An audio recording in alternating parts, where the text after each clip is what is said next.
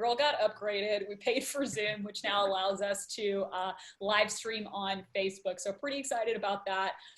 The format today is more or less going to be the same in terms of the agenda. I'm going to start off with an update on what's been going on with the Vanessa Guillen case, then get into how we can get our gente counted in the 2020 census, and also talking about voting deadlines and registration. Joining us today are Ramiro Luna and his partner Jasmine Flores, who have headed up the startup organization Somos Tejas, and we're going to talk to them a little bit, learn about the work that they're doing in their organization for people in the Latino community here in North Texas in regards to COVID, and also what they're doing to help with the census as well. And then we're going to close out with what I'm sure is going to be an awesome performance by an all-woman mariachi group that I'm so excited about. So let me get down to brass tacks and kind of give you guys an update about what's been going on with Vanessa's case and her family. So last week was the protest in DC that was headed up by the Guillen family, and they also met with President Trump at the White House. I'm speaking personally, and like I said, this is Chisme. If you came here, it's because you were ready to talk some shit, or at least hear me talk shit. I remain so impressed by the Guillen family. I don't know what their political or partisan leanings were before they lost their daughter and sister back in April, but they are so focused on their fight to maintain her name and to keep calling for justice.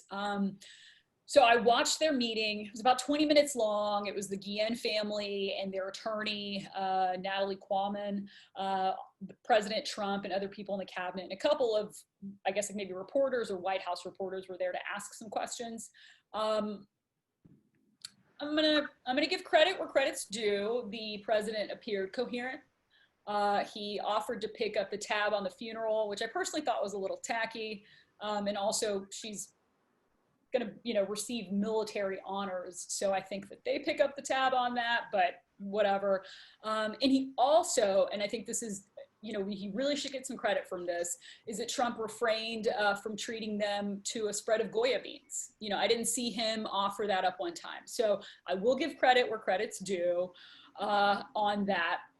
However, and here's where I think he gets a knock, what he didn't do, what Trump didn't do, was he didn't provide any new information or specific plans on how his administration would address Vanessa's investigation, Fort Hood as a base specifically, and then the military sexual assault problem at large. But he did give them the time of day, and that's obviously very significant for their platform. So I'll just leave it at that. But don't make me be Matthew McConaughey in A Time to Kill, right? Like, don't make me ask the proverbial all-white jury to close their eyes and envision brutal violence on an innocent woman and the institution that allowed it to happen and that then dragged their feet to get to the bottom of it. Like, don't make me say, now open your eyes and imagine if that little girl were white. Like, don't make me do that, because we know what the answer is. I think that the stand for the flag crowd and I stand for the anthem and I, love my country would be up in literal arms having this like Clive Bundy style federal standoff at Fort Hood. If Vanessa Guillen was, Vanessa down the block that was a little bit whiter and maybe, fit that narrative better. So I'm just gonna say that once. I think it's odd. Like, we could try to disagree about it or debate it. If anybody feels differently, feel free to chime in or speak up. I won't mute you. You're welcome to share your opinion. But I definitely think that the heat and the fervor that we would be seeing both from the Trump administration and his supporters and that whole, stand for the flag crowd, they would be real pumped and hot if Vanessa was a white girl. But that just is what it is. And the other thing too is that, I think that we would see the president denigrate Fort Hood and what happened there in the same way that he verbally abuses immigrants, right? He doesn't think twice about calling Mexicans rapists and murderers and so on and so forth, or saying that a Mexican judge is unfit to hear his case. I would have loved to see that same kind of fire about this. But I do think if you want to build a wall to keep out rapists and murderers, Fort Hood might be like a great place to start. Because as we've discussed before, it's a problematic place. Unfortunately, you know, Vanessa's wasn't the only body that was found in this search. And a name that I just learned recently, I was unaware of this in May, another soldier was found dead, works out of Fort Hood. He wasn't found dead on base, but not too far away in the Killeen area. He was found shot to death and his vehicle was on fire. We haven't heard that name a lot, and I wrote it too far, and I think it's important to say it.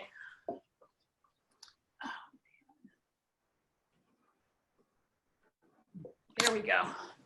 Brandon Rosecrans. I want to say his name, Brandon Rosecrans. And Brandon's father lives out of state and he's fighting to get answers. And we haven't heard that name a whole lot. So I wanted to bring it up. He's someone else who was an active duty soldier, serviceman at Fort Hood, who's found murdered off base. And that's in May. And we're talking, this is all 1 year alone. So it's super problematic.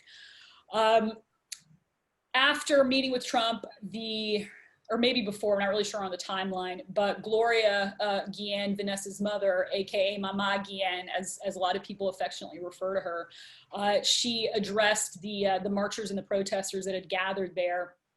And if you haven't had the opportunity to watch it, please go and watch her speech. I posted it on the Chisme Facebook page. But it was just, I thought, it was like this 15-minute heartfelt speech that was gut-wrenching, tragic, and immensely empowering. And for me to watch a Mexican woman address a crowd in DC in Spanish in the current climate of hate and racism that's been projected by this administration towards all immigrants, but Mexican immigrants in particular, like as I was kind of typing out my script for this, I was getting a lump in my throat just sort of thinking about it because I was so moved by her. And I want to share with you guys kind of two choice quotes. And this is my translation, so I apologize if I got anything wrong, but I think I'm pretty close to it. And the first one is how she started off her speech. And she said, "I asked from the beginning over there in Fort Hood that they listen to me, that the governor listened to me, the senators, the congresswoman to listen to me first was Sylvia Garcia. I asked, and the governor would not listen to me for nothing. I shouted for them to shut that base down and they didn't pay attention to me. The colonels didn't either. They joked about me. I know that they joked about me, but look at where I'm at now. Look at where I am right now. I'm at the point of meeting with the president of the nation. I know that he's not God, that only God can move heaven, the sea, and earth.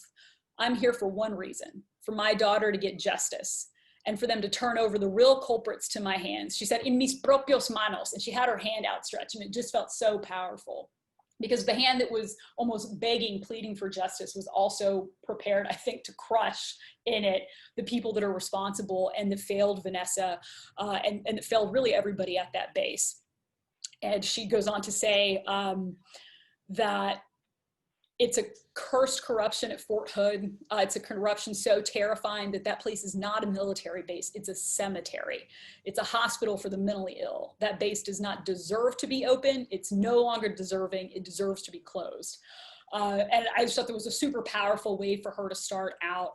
Then she goes on a little bit later on in her speech to say, "I'm asking you, I'm giving you permission for the entire nation to go out and protest peacefully because I'm a woman of peace. If I wasn't a woman of peace, I'd be asking for the death penalty for that stupid woman that's in jail." And she's referring to the girlfriend of the now deceased Sergeant Robinson, who took his own life. That woman is accused of helping dismember Vanessa's body.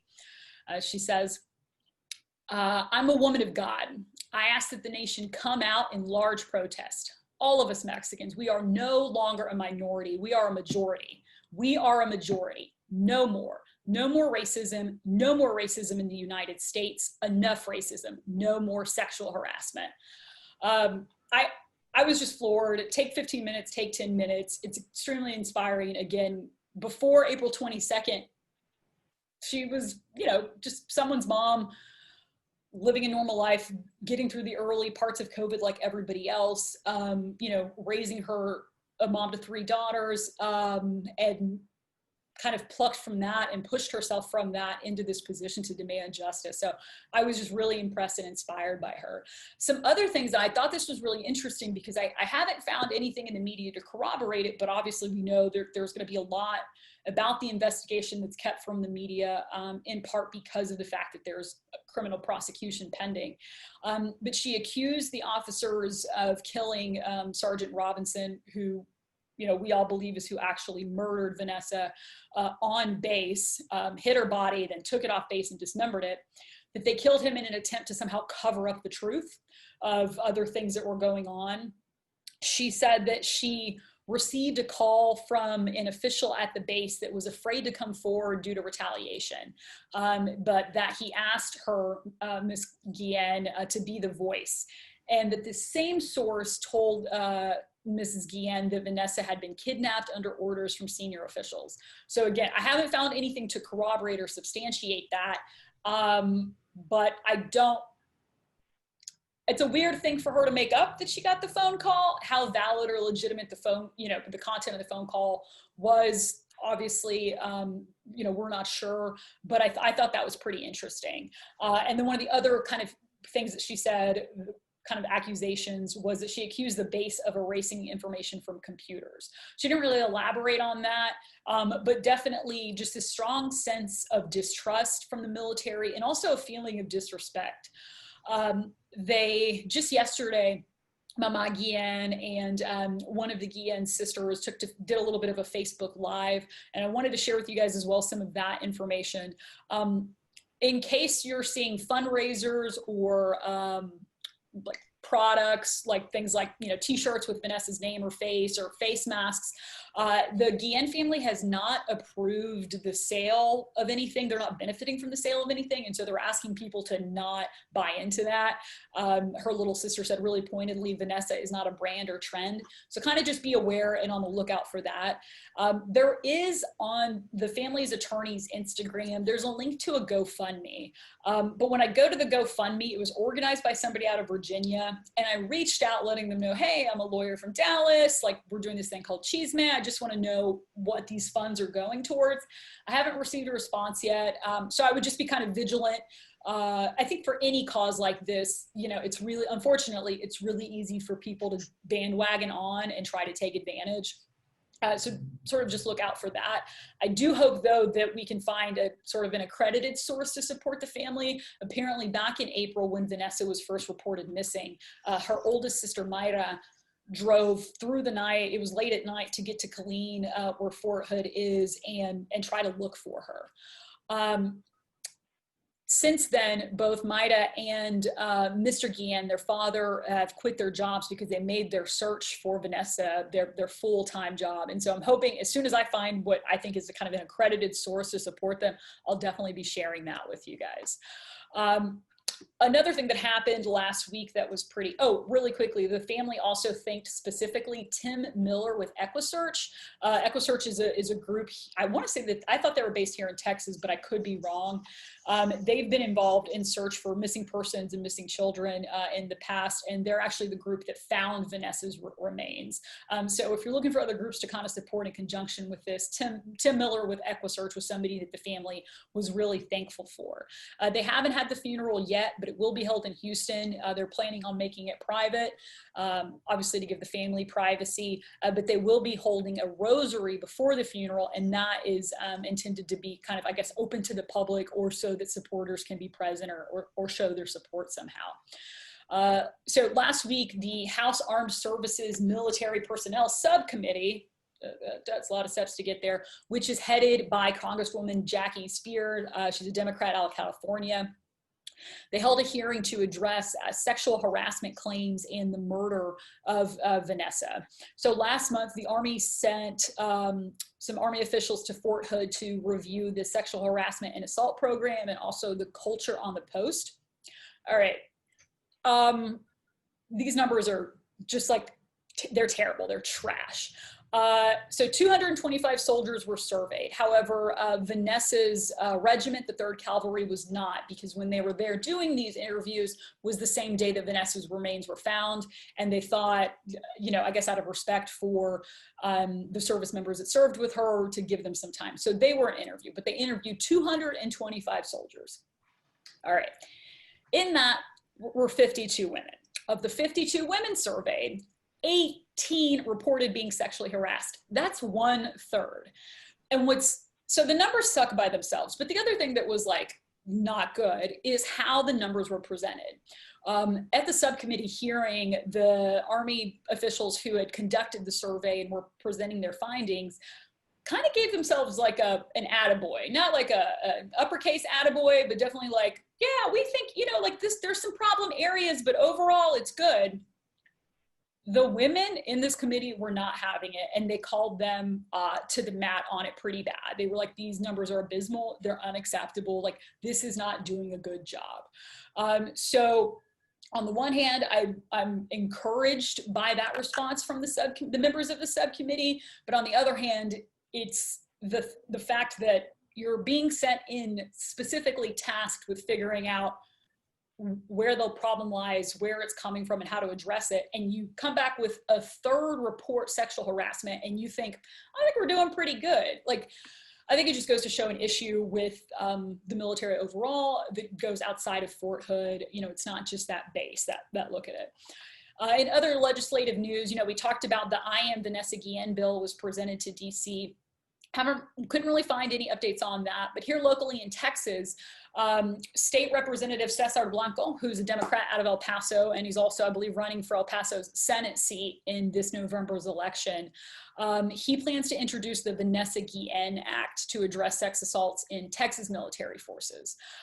This would be part of an omnibus reform bill, so it's actually going to encompass 2 bills that Blanco had previously filed in 2017, but couldn't get them through. One of the measures, House Bill 3039, looks to protect victims and witnesses of sex assault from retaliation for reporting.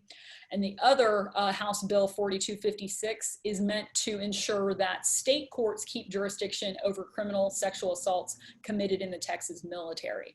And so just to kind of clarify the separation there, obviously the Texas legislature can only make laws that are going to be affecting the Texas military. So that's things like the Texas Guard. As a state legislature, they aren't going to be in a position to make laws that put any kinds of demands on the national military.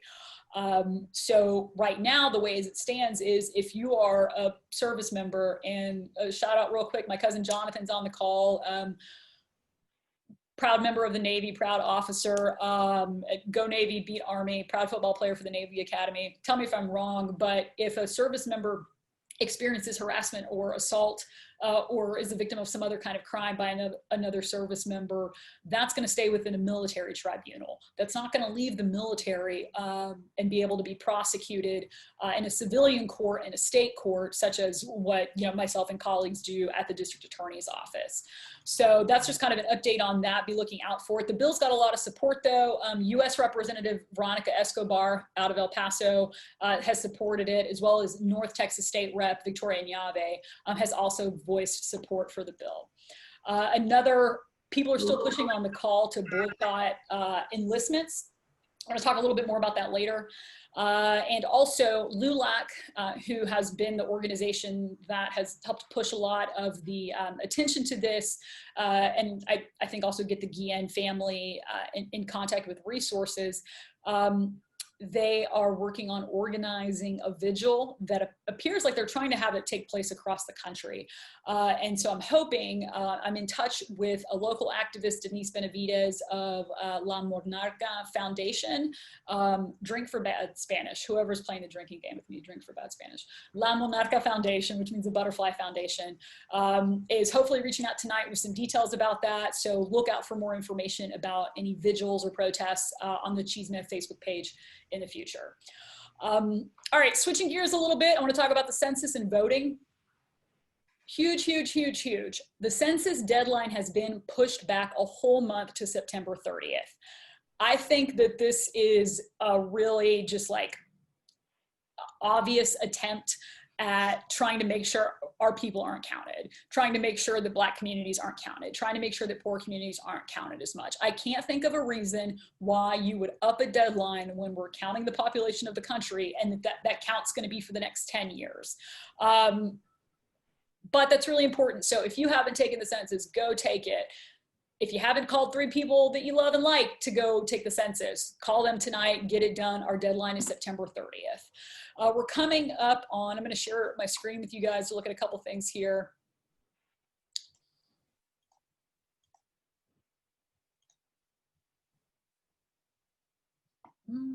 That looks scary. Let's see. Nope, it's not happening. Okay, that's all right. So a couple of things to know about voter deadlines as well. We've got deadlines coming up in Texas. They're different by state. One of the deadlines that I wanted to point out is, where are we? Here we go. There we go. Voting deadlines. All right. Voter registration deadlines vary by state. I'm going to have the Chisme field guide uploaded to the Facebook page after the meeting. That's got a lot of helpful links to help yourself and others make sure that you're registered to vote in time. But the Texas deadline to register to vote for the November election, for the presidential election, is October 5th. But the deadline to request a mail-in ballot is October 23rd. Now remember, in Texas, and this is different by state, in Texas to have a mail-in ballot, unfortunately, being in a global pandemic is not a sufficient enough reason to use a mail-in ballot. So you've got to have one of the permitted excuses. And you've got to, if you want to use a mail-in ballot, do so by October 23rd. But I want to point out, if you wait until then and think you're going to mail in your ballot and hope that it's going to count, that is really tight window getting close to November 3rd. So if you have people that the excuse applies to, elderly people in your family, somebody maybe with one of the qualifying illnesses that would give you that excuse, or mobility issues, please, please, please encourage them to go ahead and request that mail-in ballot as soon as possible. There's no reason to lose out on being counted because you couldn't find a stamp or, you know, waited too long. All right, also on that note, I think what I'd like to go ahead and do is welcome my guests with the, really quickly, last thing. This is, I think, pretty awesome news. Joe Biden named Dallas's own Rebecca Acuna as his Texas campaign director, which is huge. He also named as the deputy state director Jennifer Longoria, who led Elizabeth's Warren campaign in Texas during the primary. Rebecca's story, if you're not familiar with it, is really inspiring. She became a citizen just a couple years ago. She's worked on several successful campaigns and was most recently the government affairs officer for PepsiCo. So congrats to her. Also, if anybody knows her, tell her to slide in my DMs. I'd love to have her on Chisme and to hear about the work that they're doing. All right, now with that being said, I would like to introduce and welcome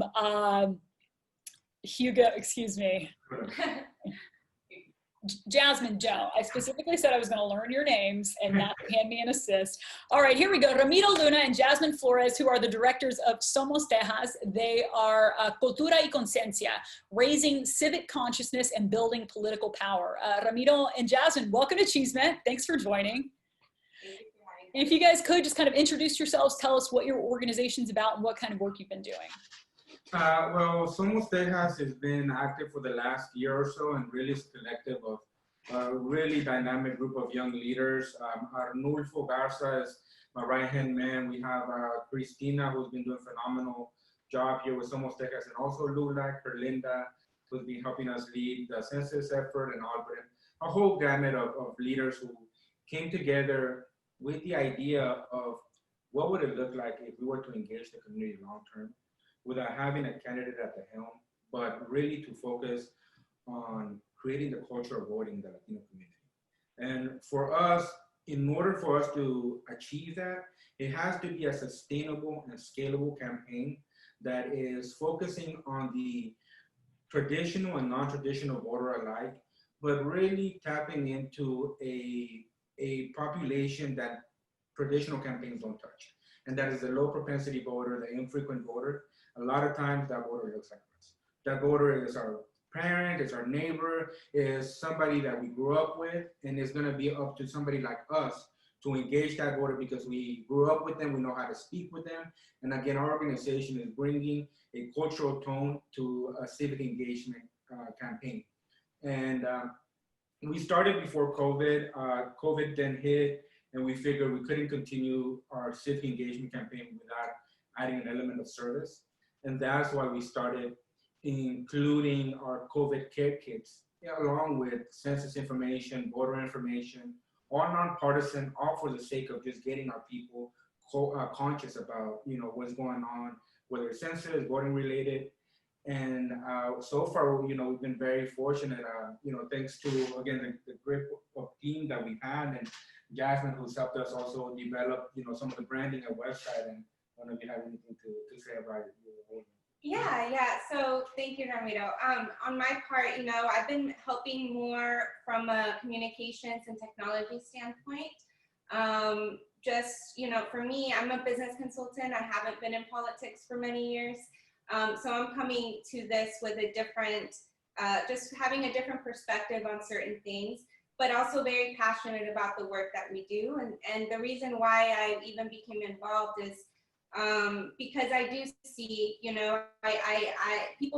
want to be more represented. I didn't see a lot of people that looked like me growing up that were in government or that were on TV or that, we're doing these things that we don't sometimes take into account the colorism and how that can impact, even the goals that we set for ourselves sometimes. So for me, when I started to really look at the statistics and get a better understanding of, not only are these communities that we are targeting, they're underrepresented, they're undercounted in the census historically, but they're also the people that are registered to vote aren't necessarily going out to vote. So there's so many different things, and then getting hit with the additional, these are also the same communities that have the highest COVID rates. Yep. So there's a lot of educational component to what we do. Service oriented too is just getting the word out on what can we do to prevent the spread, but also how can we make sure that we are represented, make sure that we do our census, we register to vote, and yeah. So I'm just very happy to be a part of the team.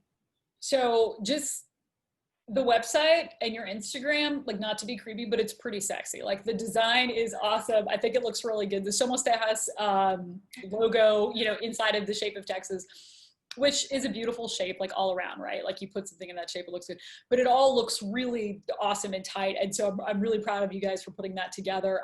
Tell us a little bit about, before COVID, what your work looked like, how you were reaching out to the community. Yeah, and also just giving a shout out to my boy Arnold for hooking us up with the designs and the graphics. For a lot of that is his branding, or his mind putting it together. So, but just so you know, the context of the idea before COVID. For example, we started door knocking close to a year ago in Mesquite, and it was an area that had this is come from a campaign manager's mind. I've done over 20 campaigns as a dreamer. I've done campaigns here in Texas, in Arizona. So there's a science behind what we're doing, and we're very pragmatic and deliberate as to what areas we're focusing on. So just to give you context of that, for example, whenever we did our first door knock, it was in Mesquite. The city of Mesquite has never elected a Black person to their city council. They have never elected a Latina to their city council. There were qualified, good candidates that were both Latino and Black candidates that we figured if we knock enough doors, less than 1,000 votes can make us change that history. We can change the history of Mesquite in this election. Unfortunately, we started less than 1 month before the election, but we started thinking, what if we continue to do this and we just never stop? And so basically our objective is every single month, we're gonna be canvassing every single month of the year. We're never gonna stop canvassing. We're never gonna stop engaging the community. So imagine what would happen if somebody comes and doesn't consider who is gonna run for office, doesn't consider what's going on, and just thinks about toting the soil. So for whoever leader comes before us, after us, has already an area that has been well pruned for real leadership to happen. As a campaign manager, this is the last thing that I wanted to say. I think what happens is that we have a lot of great talent that sometimes runs for office, but they're somewhat ahead of their time because the community hasn't been fully engaged long enough. to really understand the need for them for voting and whatnot. So if we tour the soil beforehand and we engage the community a year, 2 years prior, whenever we do have these qualified candidates of color, at least they'll be engaging a conscious community now, as opposed to a community that has been in a civic drought for the last 2 years and expects them to say, okay, he's the right guy, and gets him elected in 2 or 3 months. So that's really kind of like the science of. I love that analogy to toiling the soil. Right? You've got to get the soil ready to plant and to get things to grow. I've killed several house plants since COVID started, so that resonates with me on that level. Those are my dogs. Oh, please have them on. Please bring them on. Actually, I'll wait until you guys bring the dogs. Can I get one? So my first dog, I adopted her during the time of COVID. And they in Argentina. So you want to get Mushu? Yes. Mushu. So that's This is my baby. Oh, sorry. I want to show up my because she's my love. An idea. Next meeting, I don't want to see any humans. I only want dogs at the next Chisme. And I'm just gonna let them loose. Oh my God, there's two. That's great. Wouldn't it be sad though if we like secretly one of them is like an anarcho-capitalist?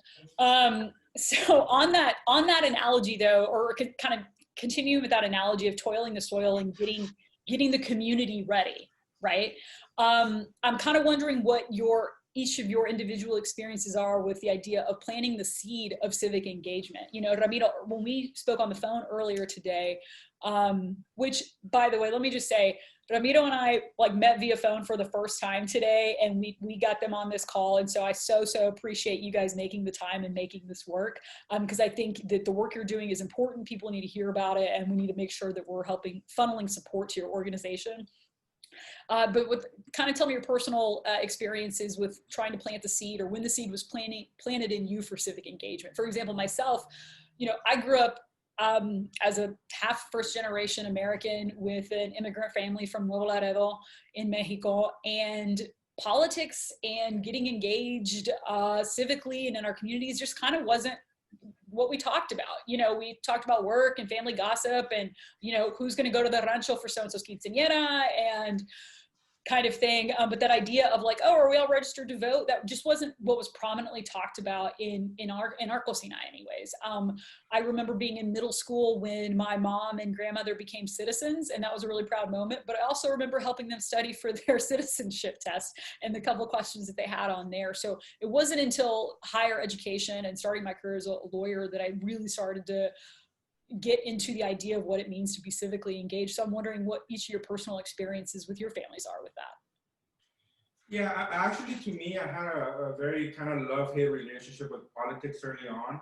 And I speak that as a dreamer. So basically, I currently, even as it stands right now, I'm documented. So, you know, every 2 years, I have to renew my DACA, and understanding how, in a way, I was in the, you know, wrong end of politics, because I feel like they were continuously persecuting me in a way, you know, so I figured, you know, the only way that I can either free myself from this situation, unify my family from this broken immigration system that has separated us, was by getting the attention of the elected officials to hopefully side with us.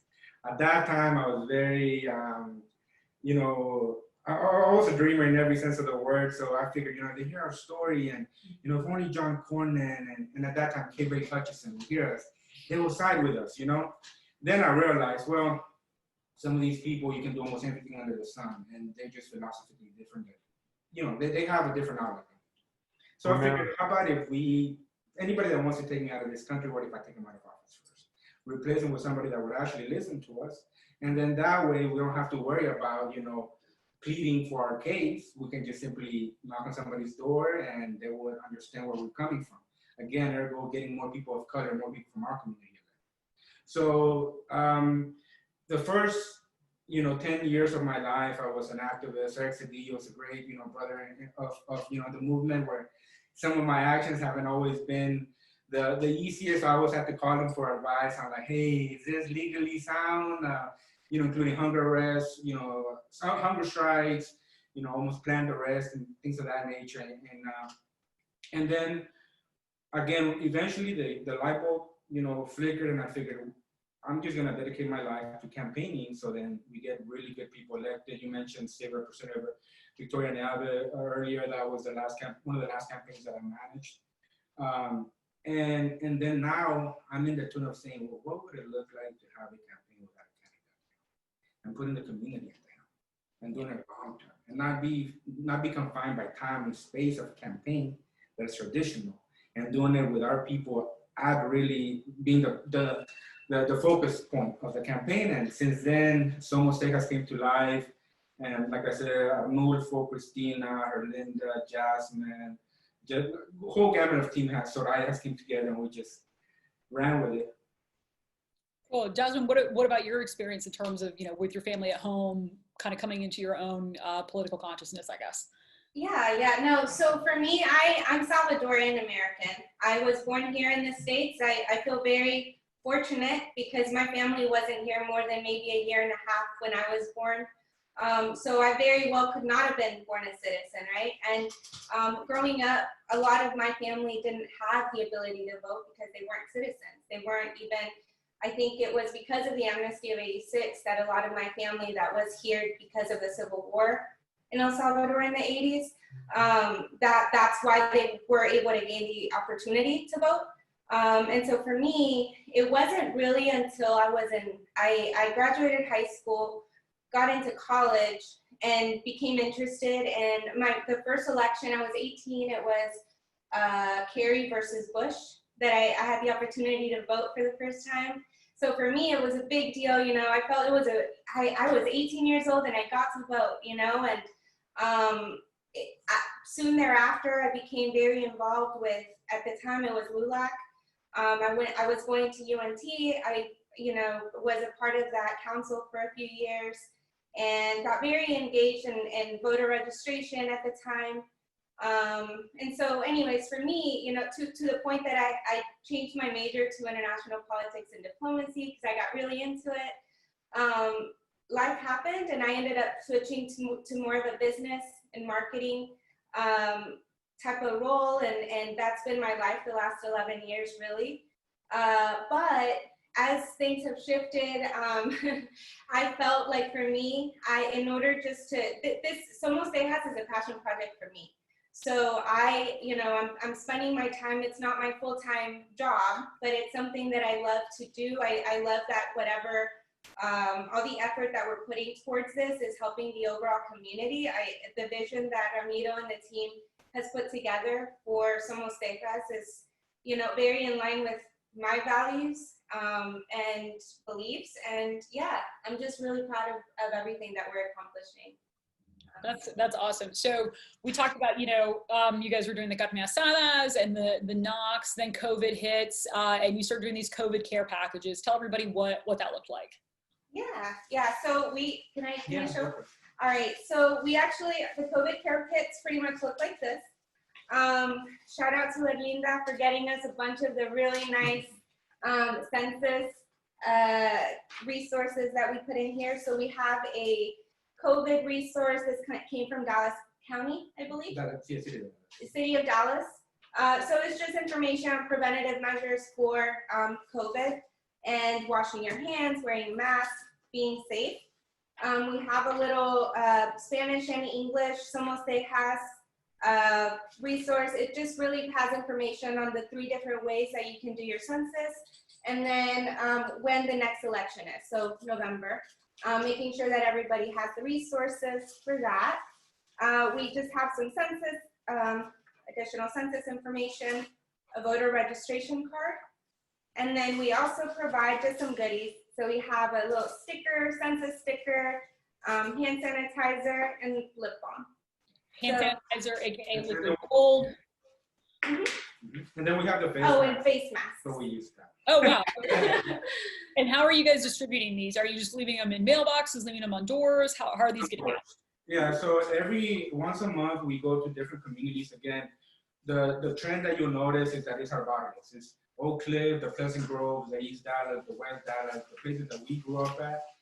Those are the areas that we focus. So we find a park, we find a place to gather.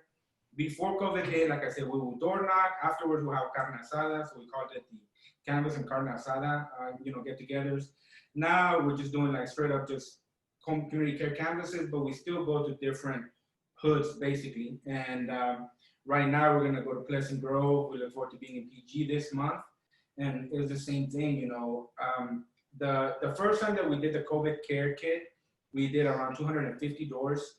The second time that we did it over here on Parker Hill, it was 500 doors or close to 500 doors. PG, we're gonna do over 1,000. I feel very confident that. Yeah. All right. Yes. And I like it. Yeah, so come out, and that's what we're trying to gather more funds. Because one thing that this is again a passion project for people like all of us. Arnulfo has a full-time job, Arthur has a full-time job, Erlinda has a full-time job. I was the one that kind of decided to kind of do this as kind of like my full-time thing to see how it goes. Hasn't been easy, but it's a matter of, like I said, making that sacrifice to see something. We're gonna make history if we continue this. Because imagine 4 years of door knocking. 4 years of door knocking is gonna be over 500,000 doors, 500,000 doors. What would happen if you engage people 500,000 times? Last time I went, and I'm gonna say how this almost inspiration came to be. As an undocumented immigrant, I went to Arizona to try to take out Sheriff Joe Arpaio in Maricopa County. Over there, I had the great fortune of leading one of the largest get out the vote efforts with my mentor, Randy Parras, and an effort that we knocked on 300,000 doors. That was history in the making. There's no reason why we cannot make history here in Dallas and change elections for years on forth, because it's time for us to have more representation that's Latino in all gamuts of the community, more representation that's people of color. And after that, I am sure that we'll have more positive legislation, and the Dream Act will pass if we do this time and time again in different areas. So I'm doing this as a testing site and making sure that Dallas is the place that I will dedicate my whole, next 4 years to this. That's awesome. We are so lucky to have you guys with us. We're so lucky that you guys decided to make this passion project that's so much needed. Obviously, these COVID kits and that carne asada doesn't pay for itself, even if your tío said he got it because it fell off the truck. Yeah. So tell everybody, how can we support your efforts and the work that you're doing? I'm really, actually, the state rep Jessica Gonzalez is there. I wanted to just give her a shout out. She was the one that helped us sponsor our last one in Oak Cliff. She gave us $250. I mean, the donation was, she sponsored that one. So with $250, you help sponsor one of our canvases. And that basically helps us buy the mask, helps us buy all the stuff that's inside, and anything that we have to do with the distribution of it. We have wait, let me make sure I get this right. 250 will sponsor one canvas event. Yes, one of our community canvases. Okay. And yeah. How can people donate? So we have a GoFundMe going live right now. So please check it out. Please make a donation, share it. Also, again, you mentioned the website. The website is live, somostejas.com.org. Go and there's a way to contribute, and there's also a way to sign up to get more information on the community canvases. Because right now we're doing it on a monthly basis. Sooner than later, we're gonna start doing it every single week. That's kind of like the gamut of where we're going. We're expanding, we're growing, and that's what we're asking for, more funding so we can take it to the next level. That's awesome. Yeah, I kicked you guys some change today, and I hope to keep contributing in the future. If people, hey, not everybody has spare change at the end of the month, and these are tough times. Are you guys an organization that needs volunteers, bodies on the ground? Exactly, yeah. So, I mean, any support is deeply appreciated. We have people that supported us in kind through face masks. Jason Reddick, shout out for him, to give us 1,000 face masks last time. There's people that are giving us stickers, volunteers. 22 people were able to knock on approximately 500 doors. We're gonna hopefully get around 40 or more. I think we're gonna get close to 50, to be quite honest with you. That's just me being really, like, I just feel it. And again, so it's gonna be the last Saturday of this month in PG. We're gonna send out the information out and just come out and join us, because it's super easy. We are very safe. We try to follow as many safety protocols as we can, and we're not asking you to engage with the person at the door. Just make sure that it's a house with somebody living in there, and put it in a place that they can see it visibly as soon as they come out. Excellent, excellent, awesome. Well, guys, thank you so much. And you already shouted her out, but I'm going to do it again. State Representative Jessica Gonzalez, who is my state rep in my hood in Oak Cliff. Shout out. Oh, yeah, what, are you nearby? Are we next door? Are we neighbors? Joined us, so big time. There you go. Big time thanks to Representative Gonzalez, who also, let me just tell you really quickly, I can never stop showing enough love for her. As a queer Latina in Dallas, I'm just like, so proud that she is representing us in Austin. And the truth is she's fighting for all of us, but like, in my heart. So Jess, thanks for joining us. Thanks for supporting Somos Tejas. Hey guys, join us for the next Chisme. Thanks for joining us tonight. But it looks like our other special guests, the fabulous Poderosa ladies of the North Texas all-women mariachi group, Rosas Divinas, are here with us. They're going to do a little serenata for us. Before they join us, just to tell you a little bit about their group, they were co-founded in 2004 by Tabitha Barrientos on the trumpet. In their ranks, they have an attorney, a behavioral analyst specialist that works with children with autism, as well as an educator that teaches mariachi at the Booker T. Washington School of Performing Arts. When I tell you these ladies are fierce, I mean it. So I'm super excited to have them here. Ladies, Rosas, can you hear me? Are you with us? We're here. Hello. Hi. Oh man, you guys look great. And they, I mean, even in the this is, you guys are above and beyond with the matching masks and everything. Way to social distance, way to take care of our gente as we get to it. Just to give you guys a little bit of background, I spoke with Tabitha, invited them to come and play, asked them to come play. And she said, what do you want us to play? And I told her what Chisme was about, you know, that we'd been bringing awareness to Vanessa Guillen and some of the other issues. And they were like, well, he wants to play like Amor Eterno, you know, and I was like, I realize that that's the preferred Mexican grieving song, and it really is for so many reasons. But my hope is that the music that they're going to share with us actually comes more from a place of power and hope. And so I said, look, if you were going to make a playlist to pump yourselves up and it was your own music, what would you play? So without further ado, ladies and gentlemen, damas y caballeros, un fuerte aplauso para las Rosas Divinas. Woo! And if everybody will mute, please, so we can hear them. Perfect.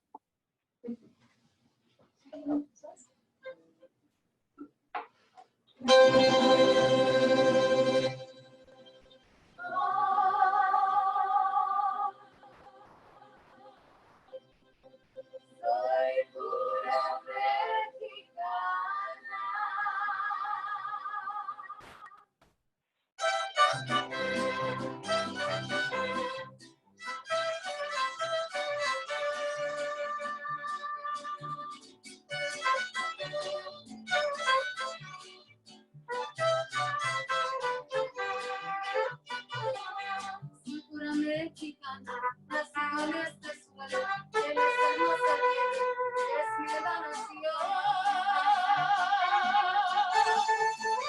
Mi México querido, el oro y bandera, que a la mancilla le parto el corazón. ¡Viva México! ¡Viva! ¡Viva México! ¡Viva! ¡Consuelo bendito de Dios! ¡Viva México! ¡Viva! ¡Viva México! ¡Viva! ¡Mi sangre pulida de Dios!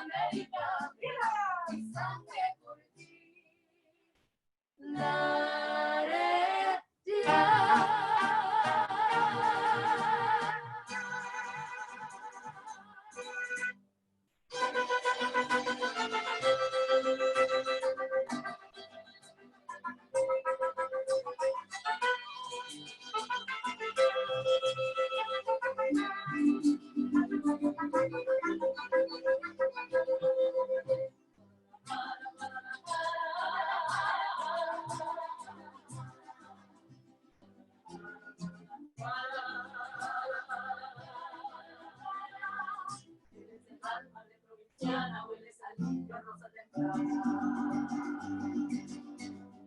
Ave de mar, fresco del río, son y palomas, su caserío, para la cara, huele esa puta tierra mojada.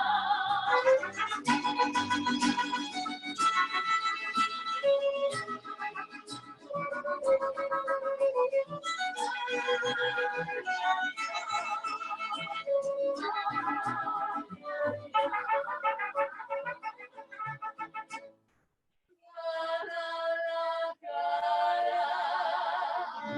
you.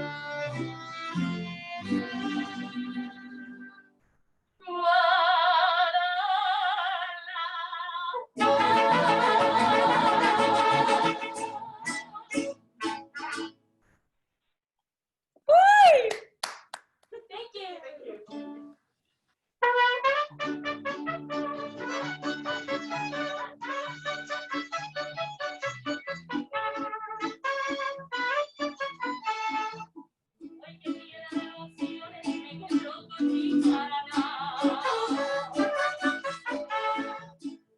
Que arrecho homenaje a la canción mexicana. Soy arrecho homenaje a la canción nacional, la canción más hermosa, la canción mexicana. Hacerme soñador con el tono del americano. Conquistar corazones por amor que mexicano. Y con nuestro que consigo, sigo cantando canciones, como Census corriendo de la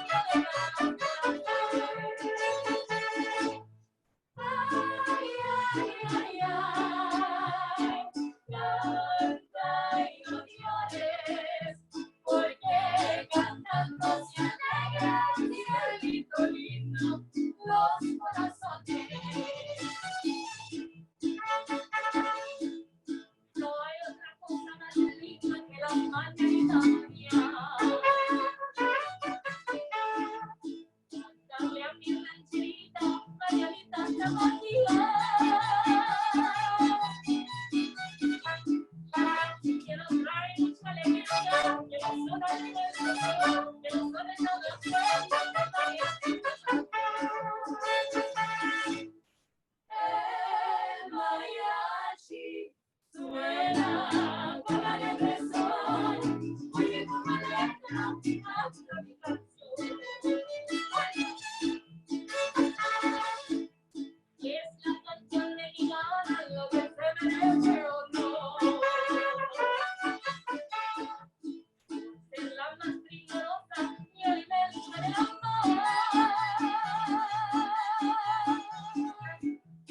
Hay canciones extranjeras que anotan la pasión, pero yo me Adelita quisiera ser mi novia, y si Adelita fuera mi mujer, le compraría un vestido de seda para llevarla a bailar al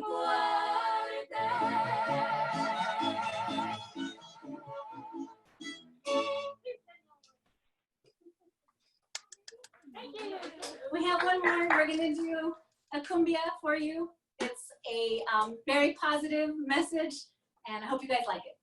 Thank you so much. Also, Ramiro and Jasmine, I'm super jealous because I asked my partner Katie to dance with me, and being a white girl, she passed. So, okay. All right.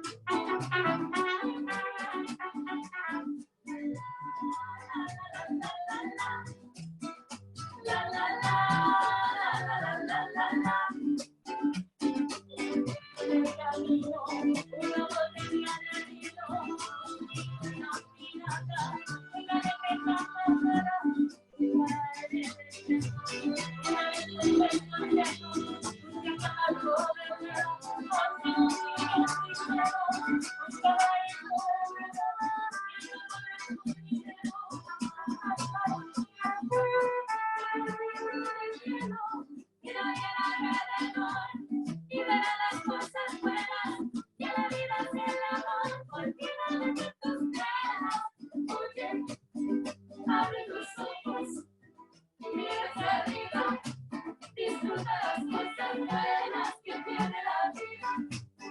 Abre tus ojos, mira hacia arriba, disfruta las cosas buenas que tiene la la la la la la la la la la. Oh, oh, oh, oh. La la la la la la la. Mira Census too. La la la la la la la. Oh, oh, oh, oh. La la la la la la. Thank you. Oh my God, ladies, que orgullo. Thank you so much. If you would please tell us, what were the first songs that you played and why you picked them for tonight? We mainly wanted to pick songs that were going to bring pride to the Mexican people, songs that get us fired up, singing about Mexico and culture and just the pride of our country in general. And so the first one we did was Viva Mexico. And then after that we did Guadalajara. And then we did Canción Mexicana, which had other songs in it like Cielito Lindo and Adelita, who they were part of the Mexican Revolution. They were the female soldiers that came and they helped and supported the soldiers. And then of course this last one was called Oye. Oh, fantastic, ladies. Thank you so much. This was it's so incredible and awesome. I can't believe I just basically had a mariachi in my living room. Our friends. So yeah. Well, we're honored. Thank you for having us. We're very honored to be here. Absolutely. And tell everybody where they can find you if they're interested in booking you for a show or trying to steal my idea and having you on a Zoom. Sure. You can find us on Instagram at Rosas Divinas. That's our handle, Rosas Divinas, or you can find us on Facebook, also under Mariachi Rosas Divinas, or even online at mariachirosasdivinas.com. Excellent. Thank you, ladies, so much. Thank you. Guys, so starting last episode, the second of 3 so far, what I decided was instead of trying to sign off pretending to be the reincarnate of Walter Mercado, I would do what I know how to do, and that's give a closing statement. So this will be my closeout for today's Chisme. I mentioned earlier that part of the calls for justice to Vanessa Guillen were to boycott enlistments in the military. And specifically, I want to bring attention to some comments that were made by Domingo Garcia, who's the current president of LULAC. He actually issued a predator alert for families, which I think is really strong and important language, insisting that Latinos should not allow, quote, their daughters to enlist in the army since we see they cannot be protected. But personally, I want to push back on that idea. I appreciate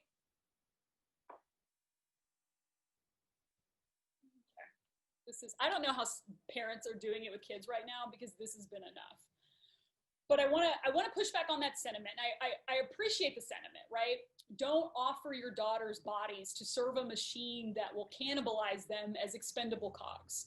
But here's my issue. Consistently and almost without exception, society places the burden of protecting women's bodies, corporal peace and autonomy back onto women almost solely and exclusively. Consider your clothing choices. Don't set your drink down at a club. Don't walk alone at night. Don't jog alone. Don't go to your car without placing your keys between your fingers like you're Wolverine. Don't smile. Don't be mean, and on and on and on and on. The military's own sex assault training encourages female service members to buddy up to avoid rape in their barracks.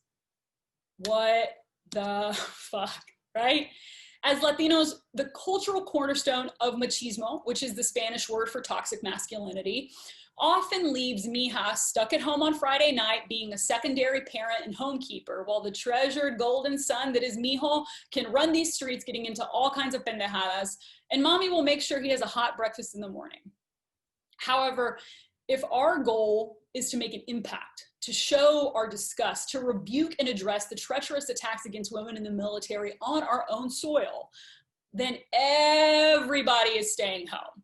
The boycott enlistment must include our Latinx sisters and brothers.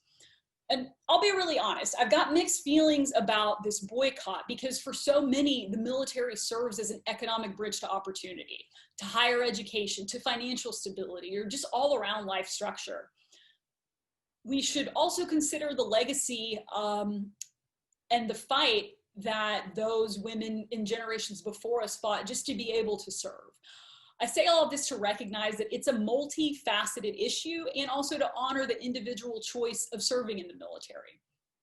I want to encourage parents of any child considering enlisting or attending a military academy to prioritize educating themselves on the domestic threat that's pervasive in this often toxic culture.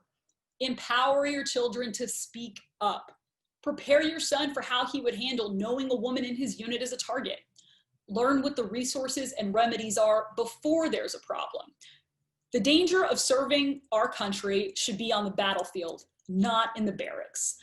I don't want to just blindly thank someone for their service because they have a DD-214. I want to say thank you for your service and thank you for standing up when it wasn't easy. And if I can't say both, then I'm definitely going to talk shit. And that's Chisme. Guys, thank you so, so much for joining.